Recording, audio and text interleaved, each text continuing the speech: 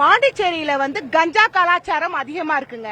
கஞ்சா சாப்பிடுறவன் யாருன்னு பாத்தீங்கன்னா 12 வயசு 13 வயசுல இருந்து 25-30 வயசுக்குள்ளார உள்ள வாலிபர்கள் சாப்பிடுறாங்க. அப்ப கஞ்சா சாப்பிட்டா அவனுக்கு என்ன மாதிரி எண்ணங்கள் தோணும்? கண்டிப்பா அவனுக்கு தப்பான எண்ணம் தோணும். அப்ப அவனுக்கு பாத்தீங்கன்னா 1 வயசு குழந்தையா 60 வயசு பாட்டியா 80 வயசு பாட்டியான்னு பார்க்க மாட்டான். அவனுக்கு அந்த எண்ணம் தோணும் போது தப்பான நடவடிக்கையில ஈடுபடுவான். அப்ப தப்பான நடவடிக்கையில ஈடுபடும் போது அந்த குழந்தை எந்த மாதிரி பாடுபட்டிருக்கோம், எத்தனை வாட்டி அம்மானு கத்திருக்கோம், எத்தனை வாட்டி அப்பான்னு கத்திருக்கோம், அதுக்கு என்னன்னு அது புரிஞ்சிருக்கும். ஃபர்ஸ்ட் அவன் என்ன செய்யறான் ஏது செய்யறான்னு அந்த குழந்தைக்கு புரிஞ்சிருக்குமா? பாத்தீங்கன்னா அந்த குழந்தை தொலைஞ்சு போன வீட்டுல இருந்து பாத்தீங்கன்னா ஒரு எம்டி பிளேஸ் இருக்கு. அங்க ஃபுல்லா நைட்ல 5 மணிக்கு மேல நைட் விடிய விடிய விடிய பசங்க இருப்பானுங்களாம். அந்த பசங்க கஞ்சா சாப்பிட்டுட்டு இருப்பானுங்க. கஞ்சா சாப்பிடுறத ஊக்குவிக்குதுங்க பாண்டிச்சேரி அரசாங்கம். அப்ப போலீஸ்காரங்க கஞ்சா விக்கிறதுக்கு மறைமுகமா தொடர்பு போறாங்க. அது மட்டும் இல்லாம கஞ்சா ஒழிப்பு கிடையாது. இங்க டூரிஸ்ட் அதிகமா வர காரணத்தினால, கஞ்சா அதிகமா விக்கிற காரணத்தினால பாண்டிச்சேரியில வார இறுதியில அதிகப்படியான டூரிஸ்ட் கஞ்சாக்காகவே வராங்க.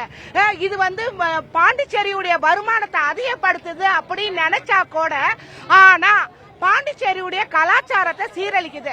இந்த மாதிரி பெண் பிள்ளைகளுக்கு பாதுகாப்பு இல்லாத சூழ்நிலை இந்த என்ஆர் காங்கிரஸ்ல இருக்கு. கரெக்டா சனிக்கிழமை 12 மணிக்கு அந்த குழந்தை விளையாட போச்சு.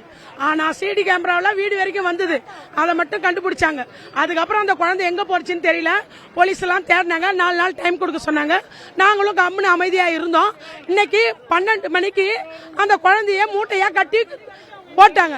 ஆனா 4 நாளா அந்த பிள்ளை எங்க எவன் கட்டி பிடிச்சான்னு தெரியல.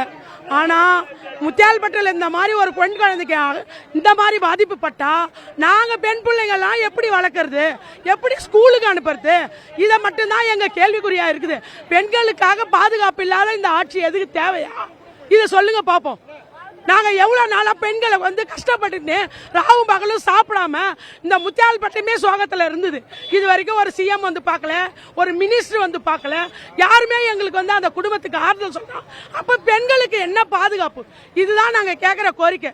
இதுக்கு அவன் கொலை பண்ணானோ அவனை கொண்டு மக்கள் மத்தியில நிறுத்துங்க.